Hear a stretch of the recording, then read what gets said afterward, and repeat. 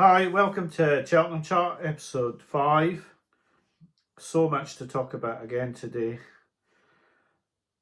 I try to talk to you guys like I'm talking to guys who I might be sitting with in a pub, and obviously, guys that are sitting in a pub all have different views, and so I do have different views on certain horses today, just like everyone would have. And today, more than any day, I think I've got maybe controversial views on a few horses, so bear with me. You can make your comments in the comment section and I will reply to them all because I do foresee quite a lot. But I have quite a lot to go through today with Friday, Saturday, and Sunday. And I'm also going to talk about a couple of horses who I've thought about backing, but one of them I've been put off backing by a lot of the guys who I know that I talk to about racing, putting me off, and I seem to be the only one holding the view that this horse might be worth a bet.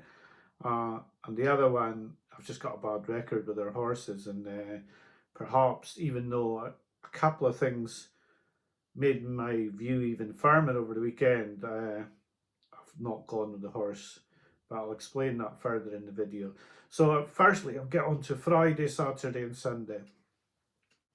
So just a quick mention for two horses who ran at Sandown. Bill Joyce beat Quebecois, and I was impressed with his performance. I think Quebecois could be a Bartlett horse, but Bill Joyce, I know people will probably think he beat a 3 miler. It was the manner of the victory for me, and I think this yard are going a lot better this season as well. The Jonbon yard, now he's got his son helping in the yard and on the trainer's license as well. This yard have taken a new lease of life, and I think Bill Joyce could be underestimated. And I think he's a horse that you underestimate at your peril because I think he's very good. I was very impressed with Bill Joyce. He won this nicely, but it was the manner of the win. He just kept pulling out more and more and more, and I don't think he was anywhere near his limit either. So I think there's a good horse in Bill Joyce. I think they've got two good novices this season, Bill Joyce and Mr. Megget. The other horse, it's worthy of mention, but I'm not sure where his ceiling could be. Is there a better horse in his yard in the Jukebox Man? But you have to talk about Handstands. It was a good performance. I didn't feel he was ever in doubt of losing this race. He's beaten some good rivals as well. I just wonder if the Jukebox Man is the better horse of the two that are in the Pauline yard. But Handstands was impressive on the day. I think out of the two, though, I was more impressed with Bill Joyce. I might be a little bit controversial at Navan on Sunday, but not as controversial as I'm going to be on Sandown. So at Navan, I was actually quite impressed with both the Mullins winners in Jasmine DeVoe, who, of course, Willie said, oh, he looks like a right stayer, and I thought he won really nicely, beating the Enabler. Now, the Enabler just looked like he was going to keep pulling out more, but you just knew on the outside that Jasmine DeVoe had his measure. And I thought Jasmine DeVoe was quite impressive. Obviously, he's going to have to go up in grade now, but I don't think he's a stayer. I think he'll be kept at 2 mile or 2 mile 5. I don't think he's an Albert Bartlett horse at all. I was really impressed with Jasmine DeVoe, actually, especially when I did get the feeling from Willie's comments that he wasn't expecting this horse to be so good over 2 miles. I thought he was good over 2 miles, but obviously, like I say, he's got to go up in grade next. I was also impressed with Il Atlantique. This was a decent race. I'm sure he was the most fit. He jumped the best, that's for sure. He was very, very assured in his jumping. Il Atlantique's got this sort of soft core. Well, he's had it in his bumpers and in his hurdle races where when he's got in a battle, he's been the one who's folded. He didn't get in a battle yesterday. He's won nicely, but you'd need to see him also going up in grade. Although this was a good race, there were good horses in here like Waterford Whispers and Goodland and others as well. So it was not a mug's race. But you always have that nagging doubt about Il Atlantique now after his wins, that when he gets in a right tight race or in a better class race, he's always the one who comes out second best. So, to start my controversial views, the Yellow Clay, I cannot see this horse winning over Supreme Distance or the Turner's Distance of 2 miles 5. I thought, and people have said, could he be a pipe plot? I don't know. With 3 1s beside his name and now a graded race win, would he get a low mark for Cheltenham? I don't think he will. It leaves you with only the Bartlett left, but for me, he has to go to the Bartlett trip because he was all out and flying at the finish to catch a horse over 2 miles 4. This was a decent race for a grade 2, but it was nowhere near the standard he's going to meet in a Turner's or a Supreme. And so I would feel that the only place he can go is the Bartlett or bust, really, for the Yellow Clay.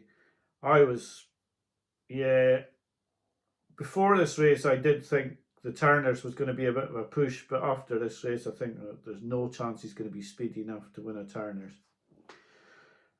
Another controversial view on another Elliott horse as well, because after all the hype and all the big words about he can't dance, he did win.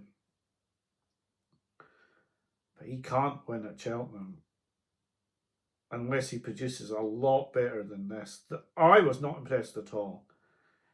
I've said I'm speaking like a guy who's speaking to you, in a chat about horse racing. There may be other people who, if they were at the table, would be saying, no, I thought he was good. Well, I didn't think he was good. I was really, really disappointed with He Can't Dance. Gigginstown buy these horses to be 3 mile chasers.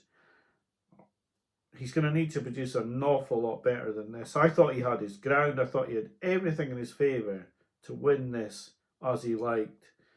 Some people have said he didn't resort to the whip. He was pretty good. But for me, I wasn't impressed. I hoped I would be. I hope we need to start seeing bumper horses coming out. I thought the other 2 Elliott horses who won over the last 2 weekends were good, but no. I was waiting for Majax Hill. He didn't impress. And well, obviously he was beaten, but I was waiting for He Can't Dance now to come out and show us something really special. And for me, I didn't see it. So that's my view.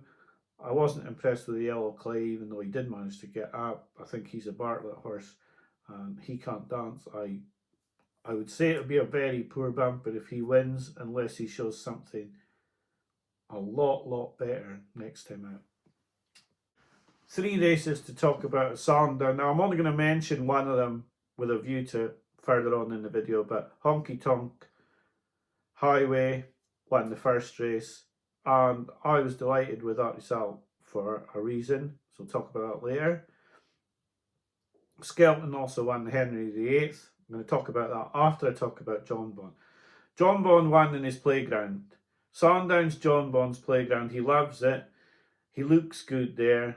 He's a fantastic horse around Sandown. And I won't take anything away from him. I thought he won, and I thought he won easily, and I thought he had more in the locker. His time was 3.5 seconds quicker than L'Eau de Sud. I thought he was very impressive.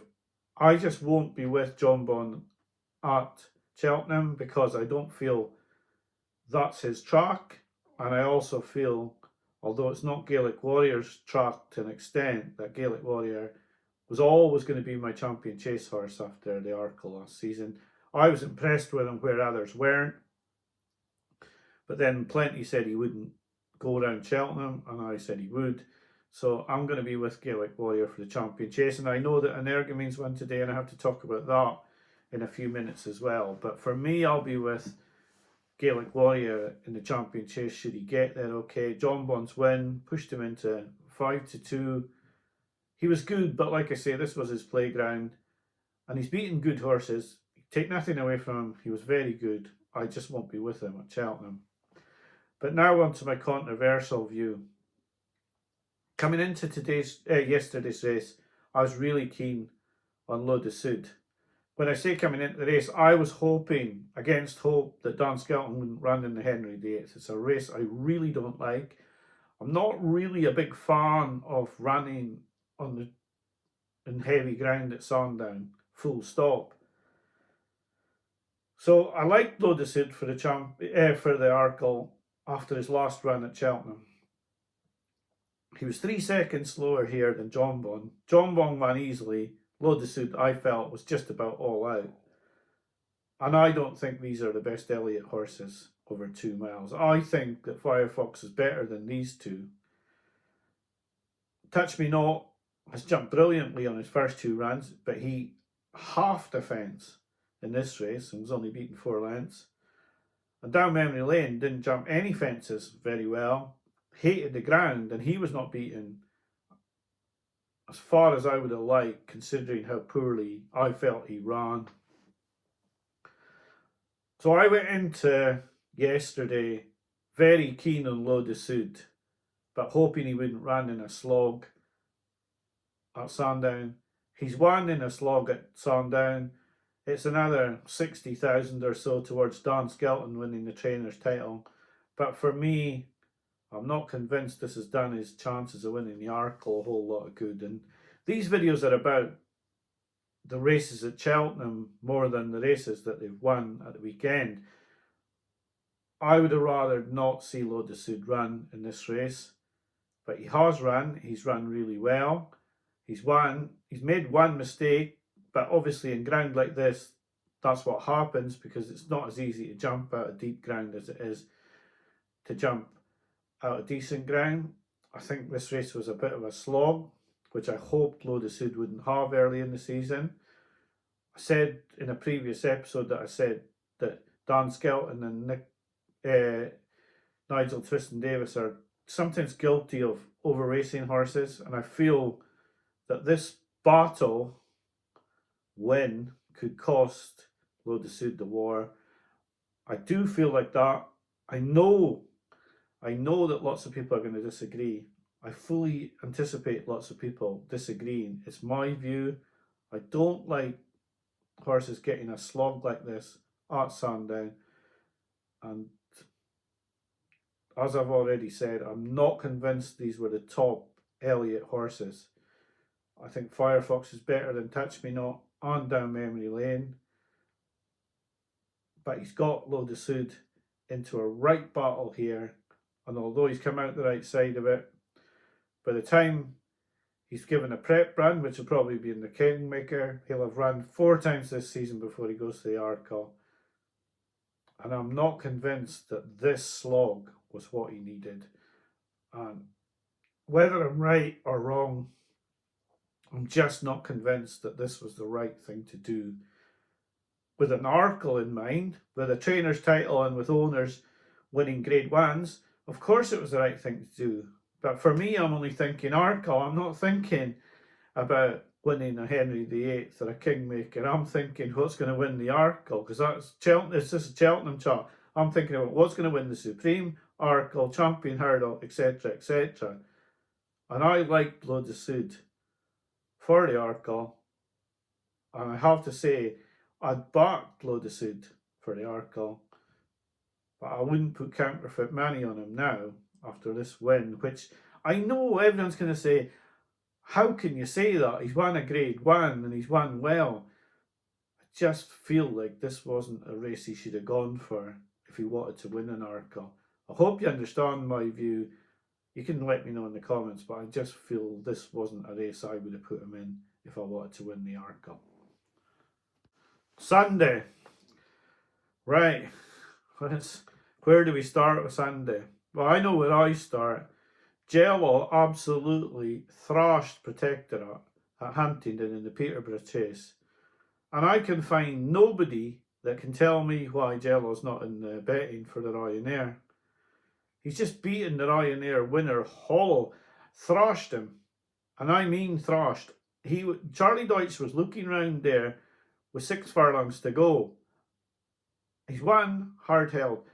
He's absolutely trounced him in this race. And he's not in the betting for the Ryanair, so I don't know why, and I don't know what odds he'd be. And maybe it's because the ground was so bad at Huntingdon that people don't think they'll get ground like that at Cheltenham. I'm not sure why Jello's not in the betting, but I thought he won this incredibly easily. I was really impressed with him. He was good first time out this season when he probably wasn't fit and the ground would probably have been a bit too firm for him. I mean, JPR1 ran well considering the ground was so soft at Sandown. In the Holden Gold Cup, if Jello had had ground like that, he'd have probably given JPR1 a lot harder race. So I think Jello's one to really keep an eye on for the Ryanair. Now, what odds would I want on Jello to be in the Ryanair? It's hard to say because if he didn't get soft ground, you probably wouldn't be interested in him at all. But if he did get soft ground, yeah, hard to say. Now, the other horse, I see Energemene being 12 to 1 best price for the Ryanair as well. Now, I think he ran in the Hilly Way also on Sunday. He was impressive, but like what we have to think about here is like if Banbridge hadn't been in this race might have just gone ahead at Closetten Gallops and not bother taking the horses up to the racetrack at Cork because it was all Willie Mullins runners. And they could have been under orders, right? Energemene wins and you just all follow him through. Banbridge was going to make this a race. In fact, Energemene hindered him at the third last, sort of hampered him a little at the second last. And for me, just my opinion, Energemene's basically knocked Richie Deegan off Banbridge at the last. Now, he was jumping right, it's not a fault of the jockey, but I wouldn't mind seeing this race finish to see who would have won, because I think Banbridge might have taken this race. And the funny thing was, all I could think about when I seen Banbridge coming through is because I see I watch all these races, and all I could think about was like Emma Nagle and Don McLean talking on the IrishRacing.com video earlier in the week saying that Banbridge was a big price at 18 to 1. And I was thinking, this could beat Energemene. We'll never know. But the other funny thing about it is, he was the only non-Willie Mullins runner in the race, yet he was the only one who really put it up to Energemene. Were the others not up to putting it up to him, or were they not trying to put it up to him? I don't know. So Energemene 5 to 1 for the Champion Chase. It's really hard to evaluate. If he hadn't had a season off, he wouldn't be 5 to 1. So is 5 to 1 a good price? But like I say, I'm in the Gaelic Warrior camp. I think that Arkle he won was a lot better than people think. And I think Gaelic Warrior could be a champion chaser this season. So I'm sort of torn. I don't know how I feel about Energemene at all. He's come back. He's won 2 champion chases and now he's, difficult to say, isn't it? I don't know how I want to evaluate that at all. He was very good, but if he was truly back, would he be 5 to 1 after that win? Because truthfully, he's won 2 champion chases. Should he not be right in there with Jonbon at 5 to 2? Why is he not? I don't know if there's something I don't know here. Energemene looks to me like a good price at 5 to 1. But the problem is that I think Gaelic Warrior are going to beat them all. So I'm not really sure. Right, on to the other horse who fooled me last season, and I'm in that camp now. And fool me once, more fool me twice. You know, only by night. Last season, I saw her win a bumper and then a maiden hurdle, and I was flying in backing at 40 to 1 for the Mayor's Novice, and I'd seen the new coming, and then her form fell off a cliff. Now this year, she's come out, beat Mirazur West, bolted in, and that was highly talked of. And today, she's won against Senta and Nara and others, and taken them to the cleaners and one hard held. And when you look at the time, she was only 1.3 seconds behind Energemene. So that only equates to about 4.5 lengths, and she's won hard held here. So she's clearly very good. But what happened in the second half of last season? Is it going to happen again? It makes you wonder, because 12-1 for the Mare's Chase, with the trainer who won the Mare's Chase last season with Limerick Lace, jumps really well. That's twice she's jumped incredibly well. 12-1 for the Mare's Chase. But you take that price and then her form just collapses like it did last season, you look an absolute mag. That is a very difficult decision to make, because she looks very, very good to me. Could she go out to 2 miles more? I think she can. I definitely think she can. It's just, is her form going to fall off? Are you willing to take that risk at 12-1? But she was very good. Very, very good. But yeah, I thought Jello was still the star of Sunday though. I thought he was fantastic. So now I'm going to get on to the two horses that I haven't backed for Cheltenham, but who I have thought about backing for Cheltenham. So last week before he ran, Willie de Huel was 5-6-1 to win the Triumph, and he got beat. And I thought I saw quite a few reasons to be thinking that 16-1 was a massive overreaction by the bookmakers. I didn't think he was fit. Lots of horses from Willie Mullins' yard last season, 4 in fact, won at Cheltenham after losing first time out. So was losing that bad. His closing sectional was atrocious because he chased too hard a pace and he just completely ran his race by the time he got to the last. I still think he had more in him. I just don't think Townend could have won the race, but he could have got closer. But what was the point? He was never going to get back to naturally nimble, so what's the point in pushing him out? So, yeah, Vauban got beaten first time out. Yeah, people are pointing out by Pied Piper, not by naturally nimble. But I do understand that, yeah, the two horses are completely different. But I thought he was going to improve for that performance. I just had a lot of reasons I thought that Willie Huel could improve a lot and perhaps win the Triumph Hurdle, and the 16-1 was value. But speaking to other people who I know in racing, they're absolutely adamant that I'm wrong here and that I've got this all wrong and that this was a poor race. Naturally Nimble wasn't even trying and still beat him, and that he's just bubbles burst. He should be 33-40-1, etc., etc. So I've reluctantly not backed this horse on the videos. I have backed him. I've backed him myself, but I'm not backing him on the videos. But I do. Sometimes maybe I should just back my own judgment. But because so many people are saying I'm wrong, I've left this. But I will be absolutely raging come Cheltenham, or probably by Christmas. If this thing comes out and bolts in and is like 72 favourite for the Triumph Hurdle after, then I will be absolutely furious with myself that I haven't put it up, because I think he's a lot better than what he showed. And I still think he could win the Triumph, and at 16-1 he's value. He's only 14 now, but we haven't done him anyway, but that's one of the horses I was talking about. Now, the other one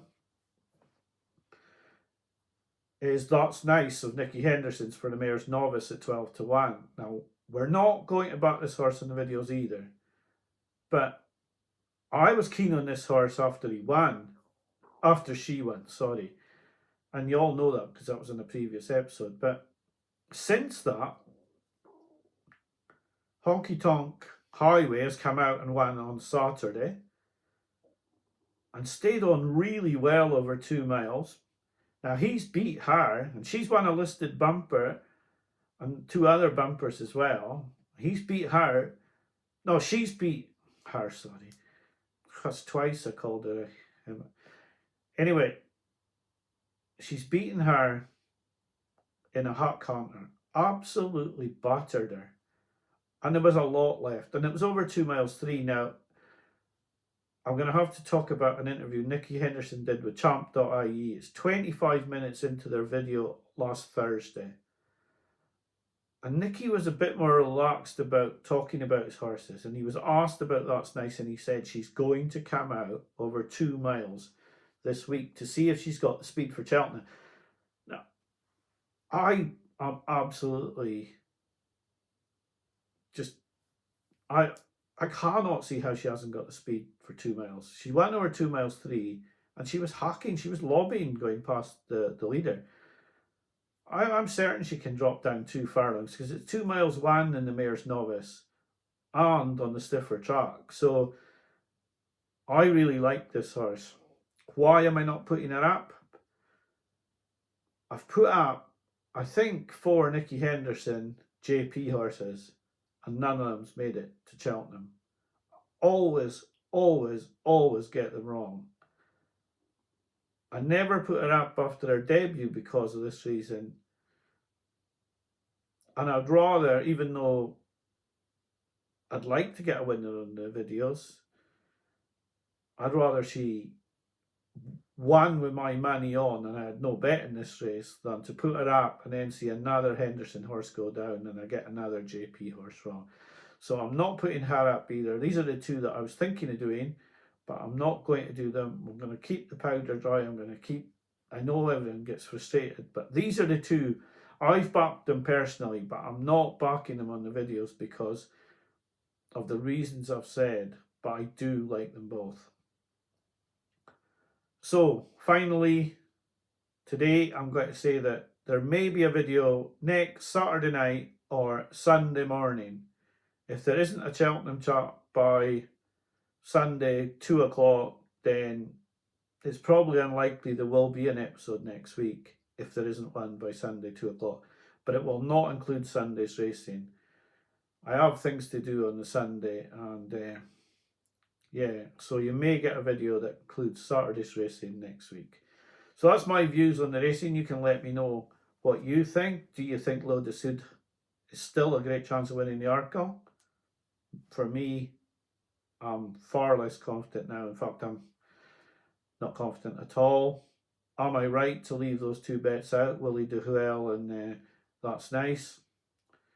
What do you think? Do you think Only by Night can keep going this season and be a real threat in the Mayor's Chase?